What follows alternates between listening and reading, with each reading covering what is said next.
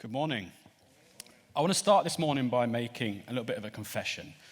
But first, I need to tell you a little bit about myself. So I have an amazing wife called Naomi that many of you will know. She's a really loving, caring person. Sometimes she's funny, I suppose. But she's one of the most selfless people that I know, and I'm so fortunate to be her husband. I also have two beautiful daughters. Our eldest will be 3 this summer, and our youngest was born in November. And I'm so proud of them, and I love being their father, and I wouldn't change them for the world. But, you knew there was a but coming, right?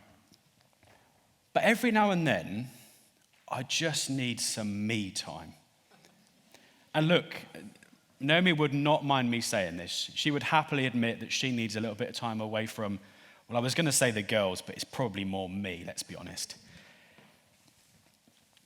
But the thing is, with the 2 young girls, our days can be really busy. They often start very early in the morning, usually when our eldest has woken up and she comes in carrying a pile of books almost as big as herself, and she says to me, "Daddy, read me a story."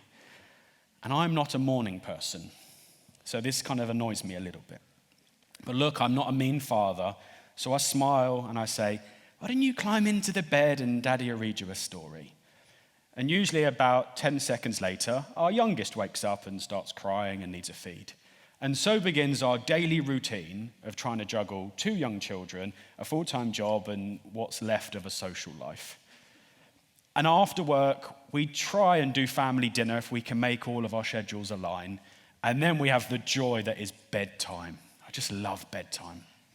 And so after all of that, there's a moment when I go, finally, the house is quiet and I've got some time for me.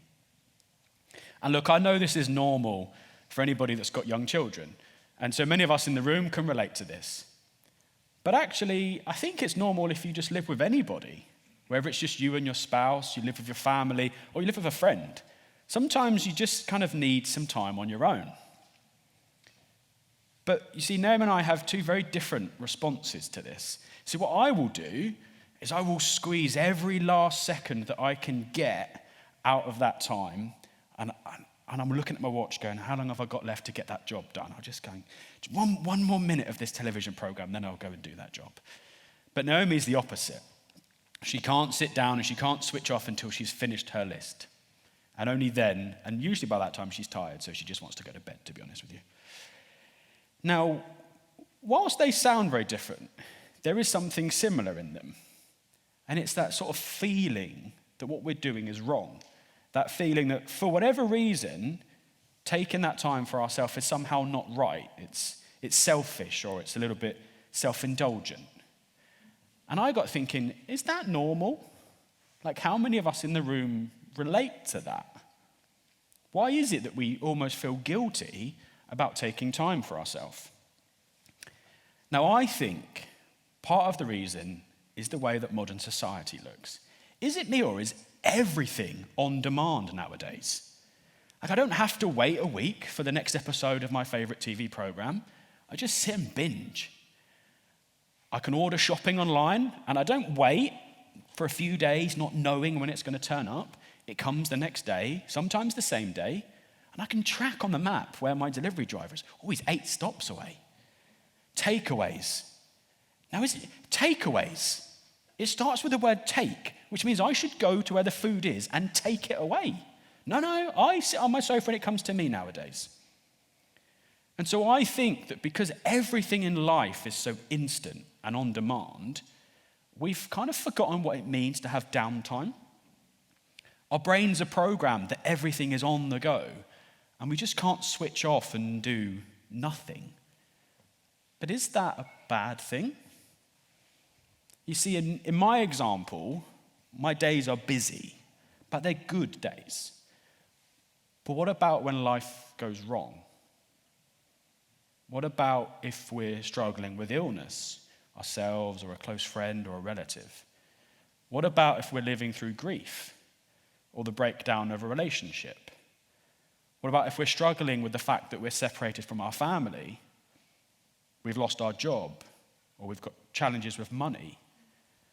How do we find an escape from that? Should we feel guilty about wanting an escape from that? Well, today is the final talk in our series called Where's Your Head At?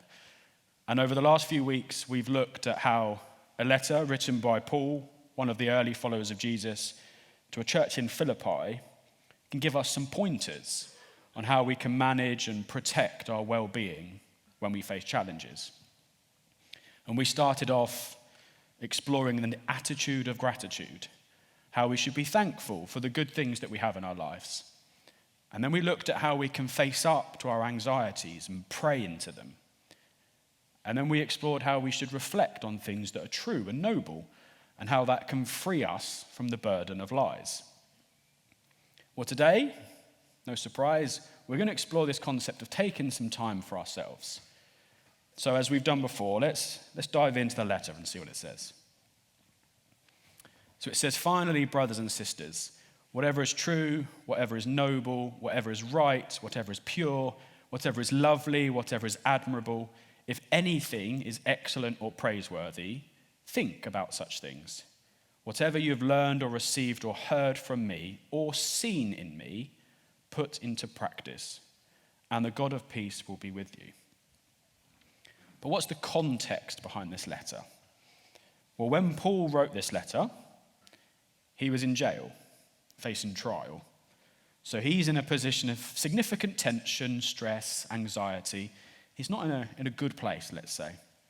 And the church in Philippi that he writes to is believed to be the first church established in what is now Europe. And so the people there, by becoming followers of Jesus, have freed themselves from the laws of the society that they live in. But the significant majority of people living around them still abide by those laws, and there's that set of social norms. And so they're under immense pressure to conform. And so this is the situation that Paul writes in, coming from a situation of anxiety and stress into one that's facing significant challenge and pressure. But what does Paul say? Well, Paul says, whatever is lovely, whatever is admirable, if anything is excellent or praiseworthy, think about such things. Paul says when it feels like everything is too much, when it feels like everything is going against you, what should you do? You should think about the good things. Think about the things that are excellent, praiseworthy, admirable, lovely. Or in the words of Happy Gilmore, one of my favorite Adam Sandler characters, you should go to your happy place. What I don't think Paul is doing here is telling you to ignore the challenges. He's not telling you, just ignore it and it'll all go away. But I think what he's saying is we can slightly change our perspective. You see, if we just focus on the bad things that are happening, that's all that we see. But if we think about the things that are lovely, admirable, excellent, and praiseworthy, we might start to get a perspective that not everything is bad. There is some good in our lives.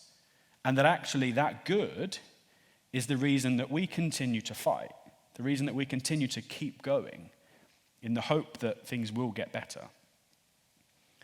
Now, this sounds like something that's a lot more common nowadays, right? The power of positive thinking. You've probably seen a lot more in the last 10 years about positive thinking, meditation, mindfulness, whatever you want to call it, than you had before. But if Paul was saying these things 2,000 years ago, it's not actually a modern concept. There is, however, now a lot more evidence supporting the power of this. So being a modern person, I asked ChatGPT to give me a list of the benefits of positive thinking. And this is what it told me. Improved mood, reduced stress through lower cortisol levels, whatever they are. Improved physical health, increased resilience, increased creativity and problem solving, better relationships, better sleep, increased motivation and productivity, improved self-esteem, and better longevity. See, the benefits of positive thinking impacts not only our mental well-being, but our physical health, our relationships with other people around us, and maybe we might just live a little bit longer. See, what Paul says is to think about things that are lovely, admirable, excellent, and praiseworthy. But I think an extension of Paul's words would be to do. To do things that are lovely, admirable, excellent, praiseworthy. To do things that renew us. To do things that re-energize us. To do things that take us to our happy place. Now, I said I need me time. But I don't think I'm alone in that. I think we see examples of it in the world around us. We look at the cycle of day and night and the sleep routines of most animals that either sleep during the day or sleep during the night, and they follow that cycle. Or the seasons in the year, the patterns we see of plants that have periods of time when they grow and periods of time when they remain dormant, or animals that hibernate during the winter. And so I think you start to see this pattern. And I think that's because we weren't designed. Life wasn't designed to be 24/7 on the go. We're supposed to have patterns of high activity and then times of low activity. And I think it's no surprise that we see this in the Bible as well. Whether it be in the creation story, where God spends 6 days creating the world and everything in it, and then takes the seventh day to rest, or in the laws that he gives to the nation of Israel, where he asks them to follow that same pattern of taking 1 day of rest, but also he tells them to farm the land for 6 years and then give the land 1 year of rest every 7 years. But also if we read through the gospel accounts of the life of Jesus, we see that he has this pattern going through his life. And it's often before really important moments, or wedged in between sort of really intense times, that Jesus has this practice of retreating, praying, being on his own. We see it just before he starts his public ministry. We see it just before he chooses his disciples. It's such a big decision to make, and he takes that time to retreat and pray first. We see it just before he walks on water. We see it just before he teaches the Lord's Prayer. We see it just before he's arrested. And we see him pray as he's on the cross, just before he dies. And I don't think it's a coincidence.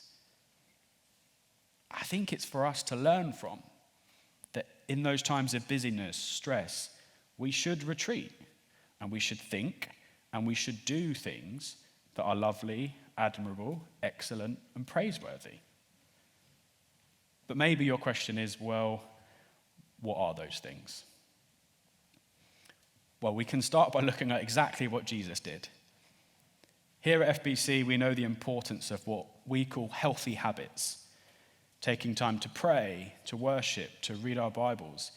And it's a really good way for us as followers of Jesus to spend time with God and to feel connected to him.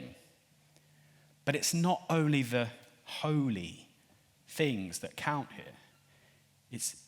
Paul says anything, if anything is lovely. So anything that is lovely, admirable, praiseworthy, or excellent ultimately finds its source in God. The idea of renewing, refreshing, life-giving recreation is God's idea. It's a concept that he designed. And the word recreation means just that, to be recreated. It all comes from God. And so anything that is refreshing or renewing for us is included. And that could be sport. For me, football. Football's one of my things, particularly coaching football. It's one of the escapes that I find. And I was saying to someone the other day, I take my football really seriously, okay? Because for 2 hours on that Saturday afternoon, the most important thing in the world is whether we get 3 points or not. But you know what? And I'm sure a lot of people are going to sigh when I say this. I know football is just a game. And I don't like that phrase, but it's true. Football is just a game. But it's my escape. Because for those 2 hours, something which is, in the grand scheme of things, meaningless, is so important. And it takes my mind off all the other things that are more important. And so it's my escape. But there are other sports. I had to search them online to find other sports other than football. There's one called golf, I think it is. Apparently, Chris is quite into his golf. I think we should pray that one day all the practice will start to benefit him. But you could also play tennis, rugby, athletics. You might go to the gym, go for a run, go for a swim. Taking that time to look after your physical well-being is really important. But it could be things like the creative arts, going to the theatre, listening or playing music and instruments like our band were this morning, or art, painting, going to galleries. You might be into reading, learning languages, studying history, going to museums, anything like that. It could just be socializing. It might just be that what you need is to go to the pub with your friends every now and then and just spend some time with them. You might go for a meal, go for a walk. You might just spend some time on the phone.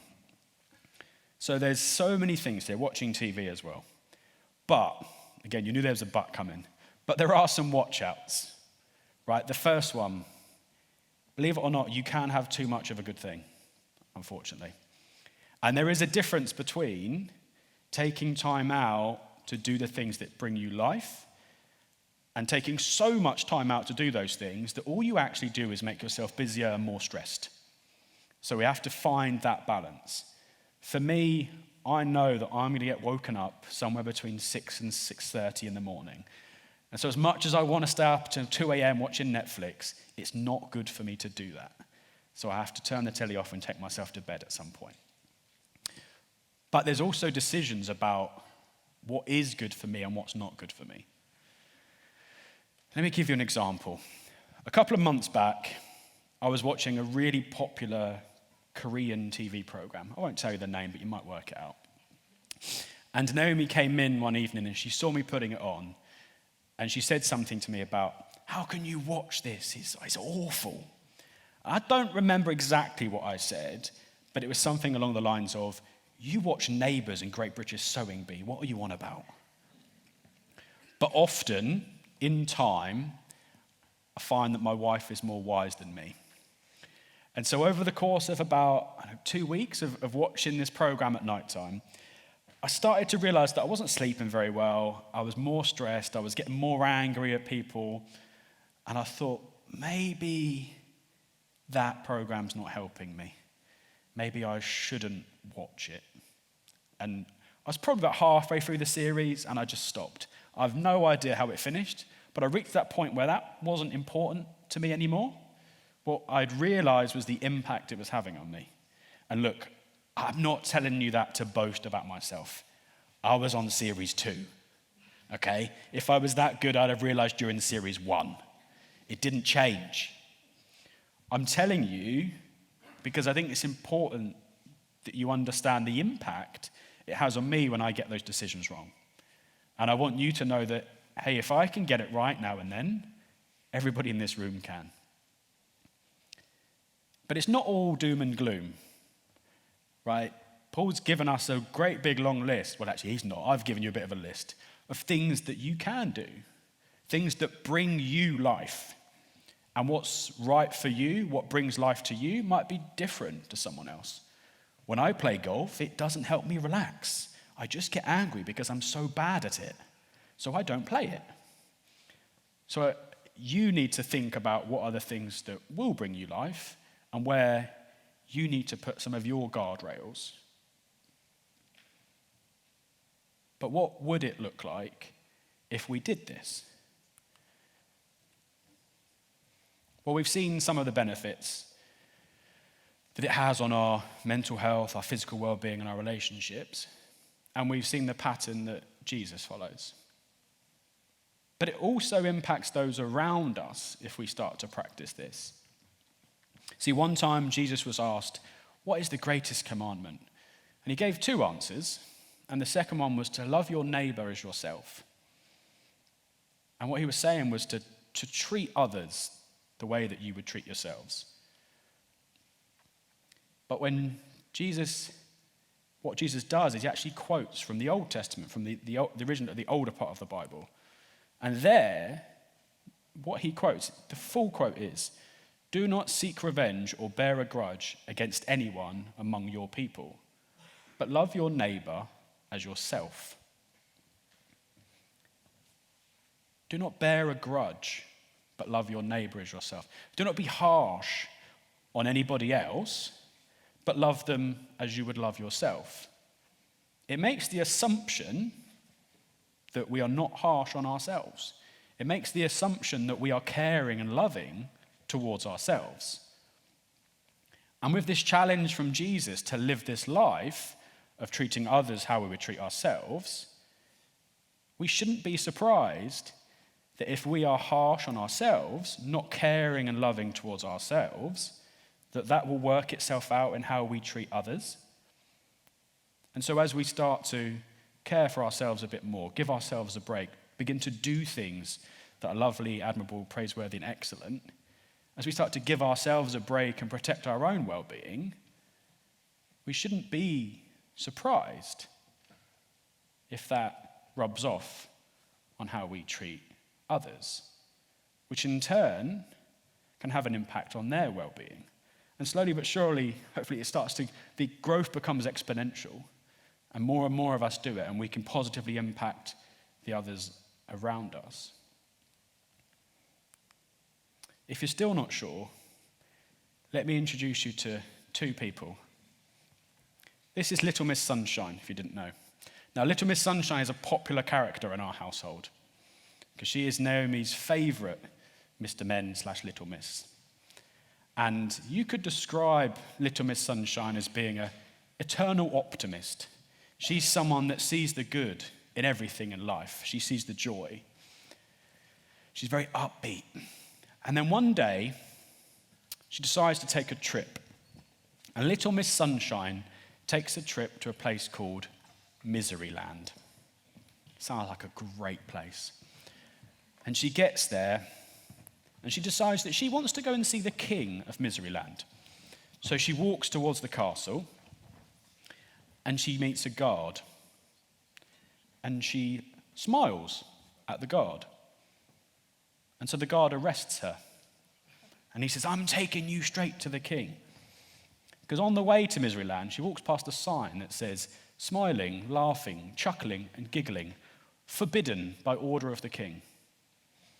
And so when she gets to see the king, he's sat there in his throne room in this big grand castle, crying. Because that's what the king of Miseryland does. And she doesn't understand. So she smiles at him. So he cries some more. Then she laughs. So he cries some more. Then she chuckles. You see where I'm going with this? And he cries some more. And finally she giggles. And he's in bits by this point. He says, "Don't you know you can't do those things here? It's forbidden." She says, "Why?" "Well, it's just how it's always been. You just can't do those things." And she said, "Come with me." And so she takes the king to the sign. She gets a pen. She crosses out the word forbidden and writes permitted. And she goes, "There you go. Now all these things are permitted. Go on." And Kiki says, "I don't know. I don't know how. I don't know how to be happy." And so Little Miss Sunshine has to teach him. And it starts with a smile, becomes a laugh. Before you know it, he's giggling. And he's a changed man. And Little Miss Sunshine returns home, and she bumps into her friend, Mr. Happy. And he says, "Where have you been?"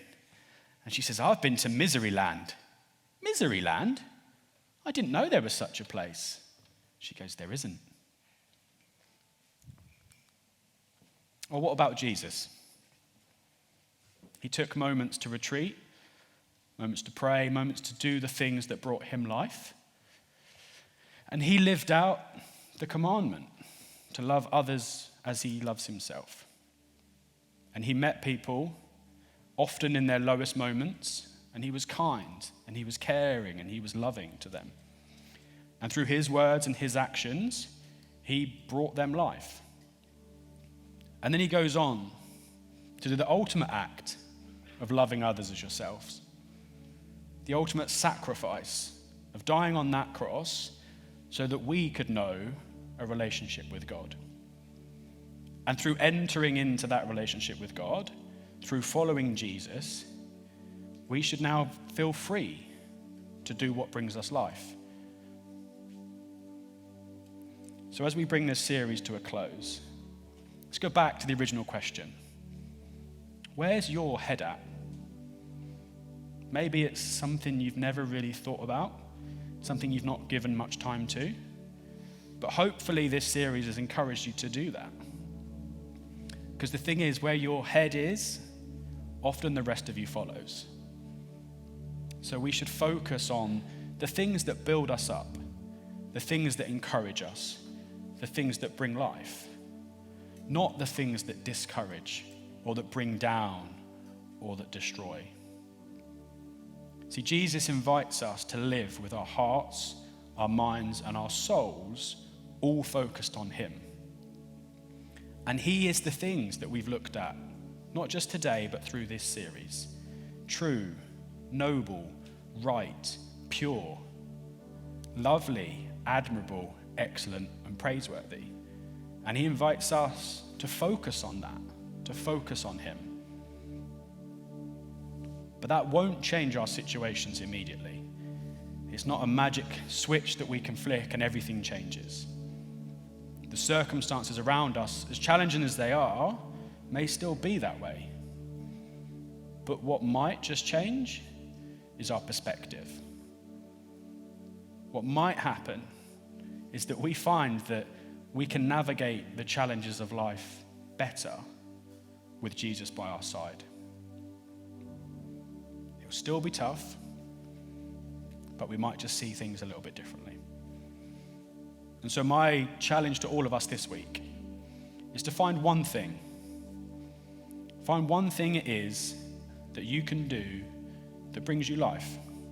One thing that is lovely, admirable, excellent, or praiseworthy. And find a time this week to do it. Maybe you're already doing it. Great. Carry on. Maybe you're not. And this week could be a great time to start. And who knows? Who knows where we might end up? Should we pray?